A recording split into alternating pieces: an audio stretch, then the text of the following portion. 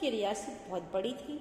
रियासत के चारों तरफ हिंदुस्तान के इलाके से घिरी हुई थी और पुराने हैदराबादी के कुछ ऐसे हिस्से थे जो महाराष्ट्र, कर्नाटक और आंध्र प्रदेश से जुड़े हुए थे। तो हैदराबाद के निज़ाम, व्हाट इज कॉल्ड निज़ाम, निज़ाम कहते हैं जो बहुत ही पैसे वाला होता है, राजा से भी ज़्यादा पैसे वाला अगर वो हो तो उसे निज़ाम के नाम से जाना जाता है। ये दुनिया की सबसे ज़्यादा दौलतमंद लोगों में मिले हुए होते हैं। तो निज़ाम चाहता था कि हैदराबाद की रियासत को आज़ाद रियासत का दर्जा दिया जाए। निज़ाम ने 1947 नवंबर में इंडिया के साथ यथास्थिति में बहाल रखने का समझौता किया। उसने समझौते 1 साल के लिए किया था। इसी बीच इंडिया गवर्नमेंट से हैदराबाद के निज़ाम की बातचीत जारी रही।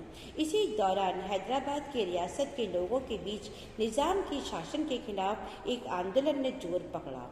तेलंगाना इलाके के किसान निज़ाम की इस दमनकारी शासन के खासतौर से बहुत दुखी थे। उन्होंने इसके खिलाफ खड़े हुए महिलाएं निज़ाम की शासन से या उनके जुल्म की शिकार थी। महिलाओं ने बड़ी संख्या में एक आंदोलन किया और हैदराबाद शहर इस आंदोलन का गढ़ बन गया। कम्युनिस्ट और हैदराबाद कांग्रेस ने इस आंदोलन की अग्रिम पंक्ति में आगे थे। आंदोलन को देख करके निज़ाम ने लोगों के खिलाफ एक अर्धसैनिक यानी कि पैरामिलिट्री रवाना की, जिसे कि हम रजाकार के नाम से भी जानते हैं। रजाकार अव्वल दर्जे की सांप्रदायिक और अत्याचारी थे। रजाकार ने गैर मुसलमानों को खास तौर से अपना निशाना बनाया जो हिंदू थे। उन्होंने लूट मार करी, बलात्कार किया और 1948 की सितंबर 1948 में इंडिया सेना की निज़ाम की सैनिकों पर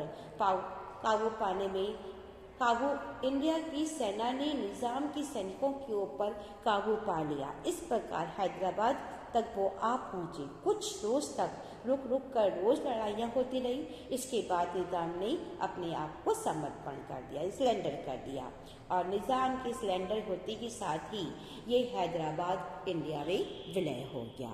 नेक्स्ट है आपका मणिपुर।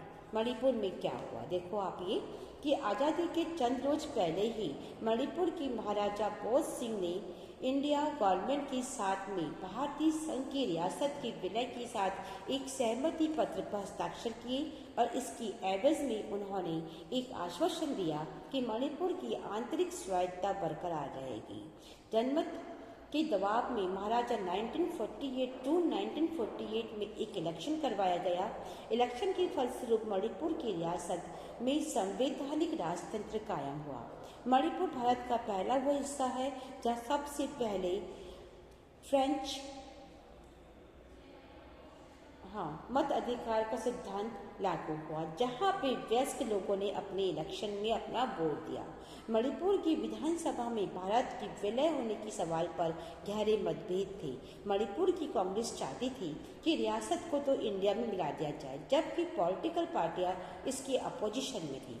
मणिपुर की निर्वाचित विधानसभा से परामर्श के बगैर ही इंडिया सरकार ने महाराष्ट्र से बाय प्रेशर सिग्नेचर करवा लिए और भारत सरकार ने इसमें सफलता प्राप्त की। इसी से मणिपुर को लेकर के वहाँ के लोगों में आज तक ये नाराजगी को देखने के लिए हमें दिखाई पड़ती है।